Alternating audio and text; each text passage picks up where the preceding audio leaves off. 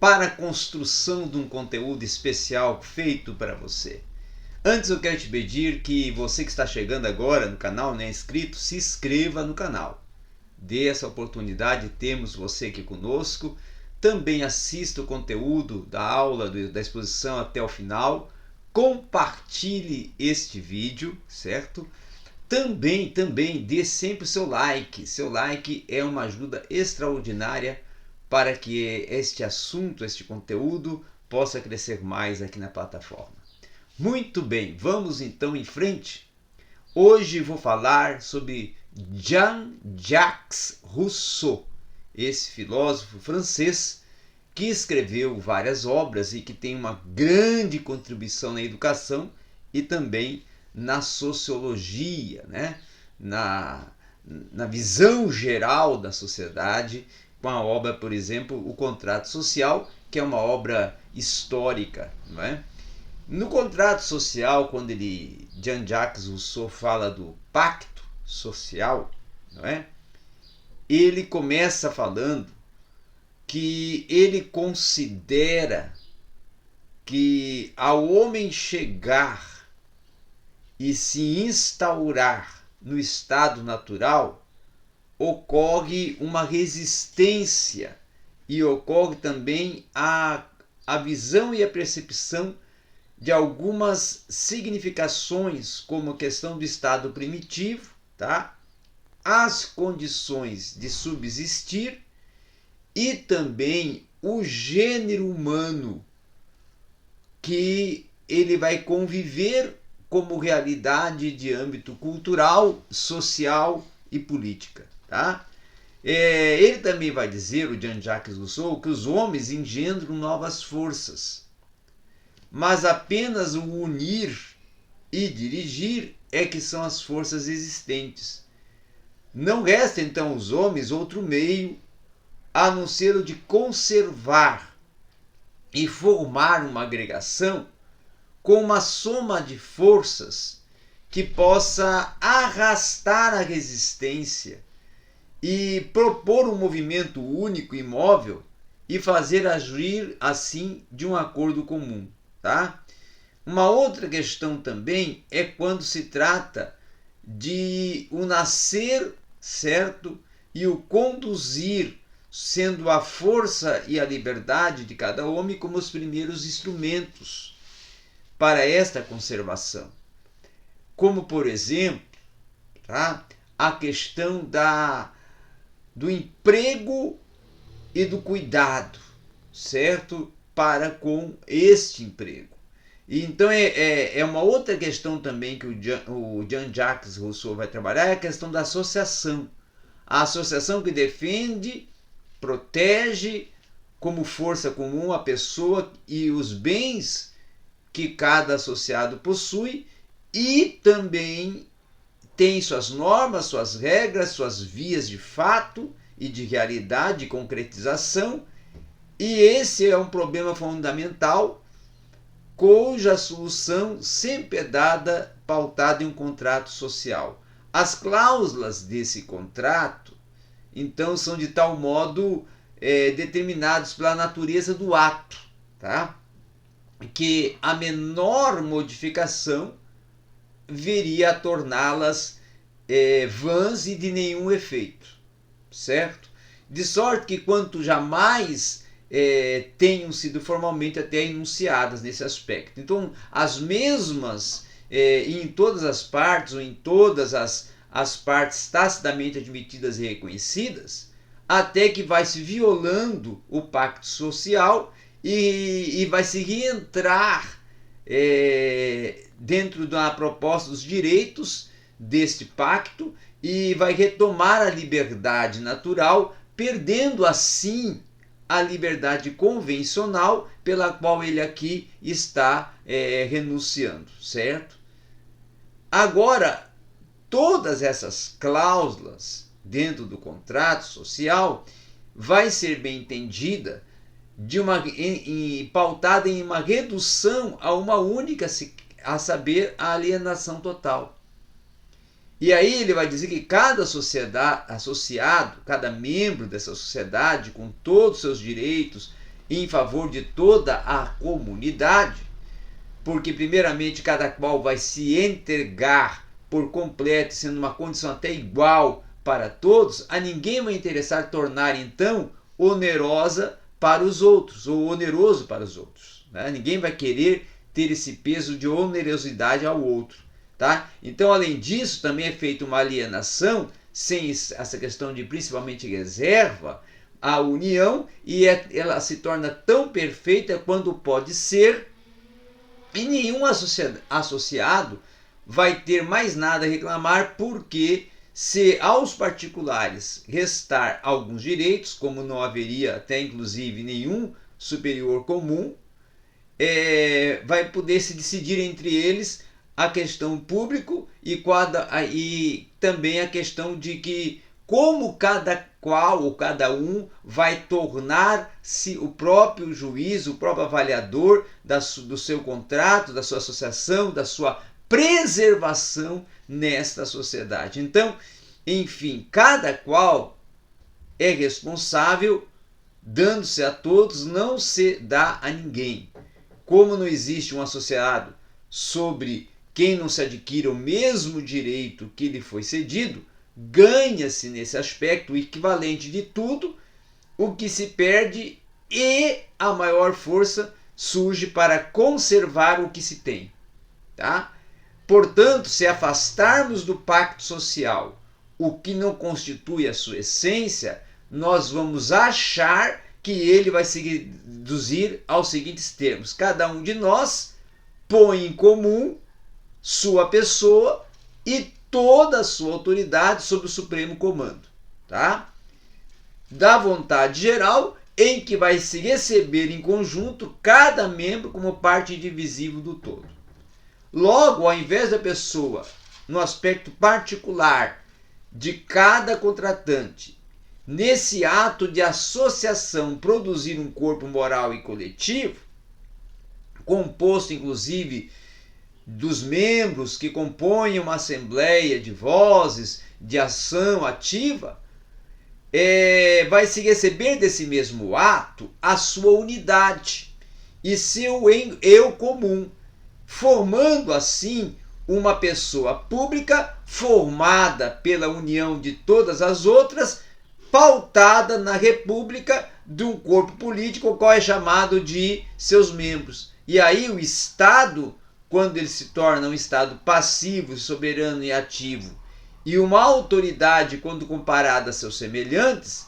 no que concerne aos associados, vai adquirir uma coletividade, certo? O nome do povo vai se qualificar dentro de uma condição de autoridade soberana, vai se propor e vai se possuir os vassalos sujeitos às leis do Estado,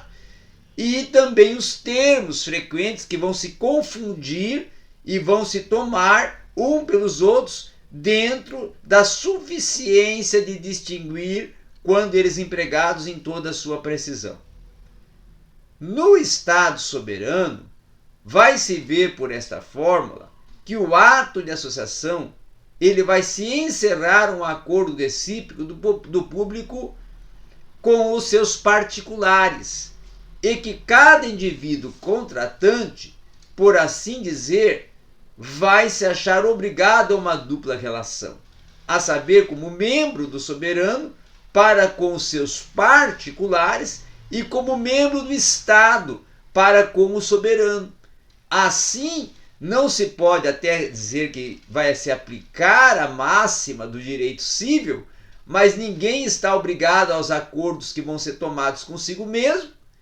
porque há uma grande diferença entre obrigar-se consigo mesmo e com um todo do que se vai fazer à parte, tá? Então vai se tornar necessário, nesse contexto, assinalar ainda que a deliberação pública, que pode obrigar todos os vassalos ao soberano, vai se tornar uma virtude de suas diferentes relações sobre as quais cada um deles é considerado, não vai poder, pela razão contrária, inclusive, obrigar o soberano consigo mesmo, e que, em consequência, é contra a natureza do corpo político, o soberano vai se impor uma lei que não possa infringir, tá? Podendo inclusive considerar-se sujeito a uma só e mesma relação, encontrando-se ele, no caso de um particular contratante, consigo mesmo, por onde vai se observar que não há nem pode haver nenhuma espécie de lei fundamental, obrigatória para o corpo do povo, tá? Nem mesmo o contrato social, o que não vai significar que não possa esse corpo obrigar-se com o outro, no que de modo algum vai derrogar esse contrato, porque no tocante ao estrangeiro ele vai se tornar um simples ser, um indivíduo. E aí, neste corpo político ou soberano, extraindo a sua existência cinicamente da pureza do contratado, não vai poder jamais obrigar ao mesmo para com outro a nada de derrogar esse ato primitivo, como alienar qualquer porção de si mesmo e submeter-se ao outro soberano, violando o ato pelo qual existe, que seria aniquilar-se, e o que nada é, nada produz. Tão logo se encontre a multidão reunida num corpo, não se vai poder ofender um dos membros sem atacar o corpo. Menos ainda ofender o corpo sem que os membros disso venham a resistir. Assim, o dever e o interesse vão obrigar igualmente as duas partes contratantes a se auxiliar de uma forma recíproca, e os próprios homens vão procurar reunir sobre essa dupla relação todas as vantagens que disso vai depender. Sendo formado assim o soberano, tão só dos particulares que o compõem, não vai ter nem vai poder haver interesse contrário ao deles, tá? Porque, conseguinte, não vai necessitar a autoridade soberana. Com isso, a autoridade soberana não vai precisar de um fiador para com os seus vassalos, por ser considerada impossível de querer o corpo prejudicar todos os membros, e por logo vamos ver que não vai ser também possível prejudicar nenhum em particular. Então o soberano, somente pelo que é e sempre tudo o que deve ser, ele não vai suceder, porém o mesmo com os vassalos em relação ao soberano, perante o qual até o malgrado ou o interesse comum ninguém vai responder por suas obrigações se ele não vir a encontrar os meios de fazer com que elas se tornem fiéis. Então, com efeito, cada indivíduo pode, como um homem, ter uma vontade particular que seja contrária, dessemelhante até à vontade geral, que possua na qualidade de cidadão um interesse particular, pode até faltar-lhe de maneira totalmente diversa da que se torne uma fala de interesse comum a sua existência absoluta, e naturalmente vai se tornar independente, pode fazendo assim encarar o que deve à causa comum como uma contribuição gratuita, cuja perda será menos prejudicial até aos outros, com o pagamento que seja oneroso para si, e olhando essa pessoa moral que venha constituir o Estado como ser de razão, pois que não vai se tratar de um homem que vai desfrutar dos direitos do cidadão sem querer que este preencha os deveres de um vassalo com as suas injustiças, com o progresso que vai causar a ruína de um corpo político. A fim de não constituir, pois, um formulário que seja considerado inútil, o pacto social, então, nesse aspecto, vai conter tacitamente esta obrigação ou obrigatoriedade, a única a poder das forças, as outras, que também vão se recusar nesse aspecto a obedecer à vontade geral, e a isto então vão se tornar constrangidas pelo corpo em conjunto, o que apenas vai significar que será forçado ao ser livre. Assim, é esta condição que vai oferecer aos cidadãos a pátria, vai protegê-los de toda uma dependência de cunho pessoal, vai condicioná-los a uma promoção de um artifício e até de um jogo de máquina política que vai se tornar uma única forma de tornar legítimas obrigações civis e também as quais serão constituídas até absurdas no aspecto até tirânicas e sujeitas a maiores abusos. Então, esta é a sua visão de contrato social relacionada ao pacto social. Isso é que o Jean-Jacques Rousseau considera sobre o pacto social relacionado ao contrato social. Já relacionado ao que ele vai tratar do estado civil, ele vai dizer que a passagem do estado natural ao estado civil vai produzir no homem uma mudança considerável,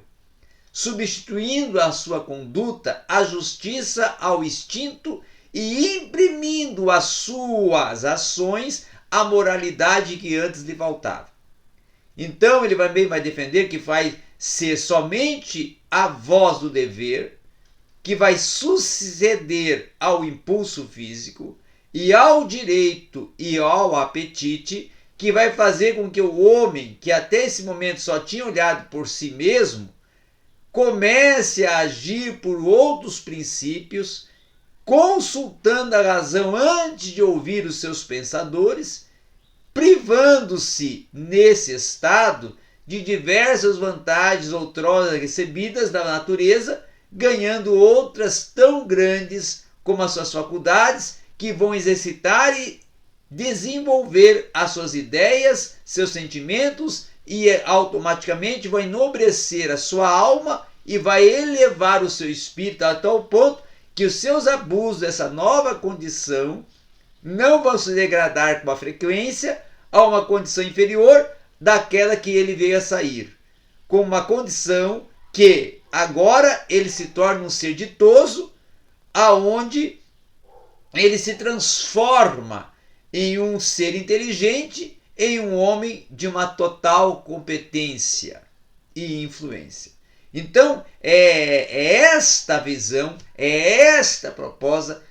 é este olhar que o Jean-Jacques Rousseau emprega quando ele está tratando questões como pacto social, estado civil, dentro do seu olhar geral na sua obra O Contrato Social. Obrigado, estamos juntos e